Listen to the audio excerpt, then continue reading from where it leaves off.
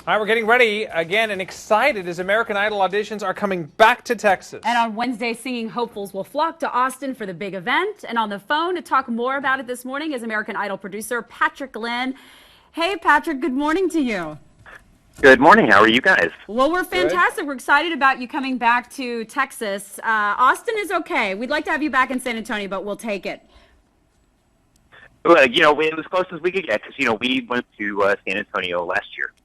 That's fair enough, but we know there'll be a lot of people from San Antonio, Patrick, heading up I-35 to Austin. So refresh our memories, if you would, and give our viewers, the hopefuls out there, an idea of what they should do and what they should not be doing. Well, what you should be doing is showing up, and coming up and being a part of it. What you shouldn't be doing is not showing up. It's very simple. That makes a lot of sense. What we want people to do is to come up and have a good time. You just have to come up, get a wristband and a ticket, and then you come back on Wednesday the 7th, and actually, I have the wrong date on that. It's tomorrow and Wednesday, I believe, right? Yeah, exactly. And then it's just come by, get a wristband and a ticket, and come by and audition. That's just the thing you can do. It's so easy. Well, Patrick, I know a lot of these people are hoping for the wristbands and the opportunity to sing in front of judges. So we have to ask you, any confirmation on a possible J-Lo coming back to the judges' table? I wish I knew. I wish I knew. I wish I could tell you. But I don't know. I know Keith is there, but that is the first I've heard of J-Lo.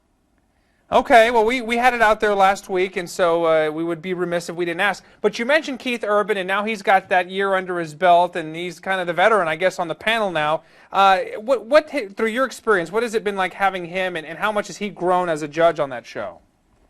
He's great, just because he's that type of person that's really, I don't want to necessarily call him a nurturer, but, he's a performer, and he's not he's not a past performer, he's a current performer.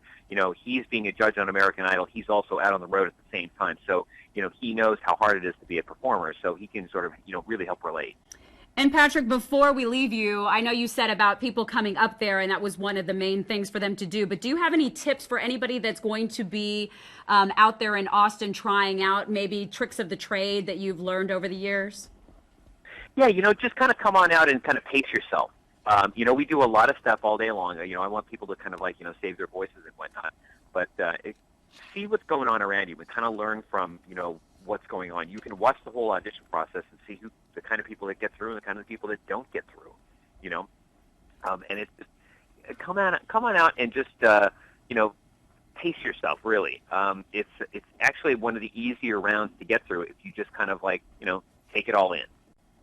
Great advice, and we're definitely not, I'm too old to audition, but our Silver Ink Gun will be out there on Wednesday, and she'll have a lot of fun. And you can look for Patrick with his hat on, floating around the Frank Erwin Center. Patrick works very hard during this time. So, Patrick, thank you so much for stopping by this morning and giving us the heads up, and have fun in Austin. Absolutely. Thanks for having me.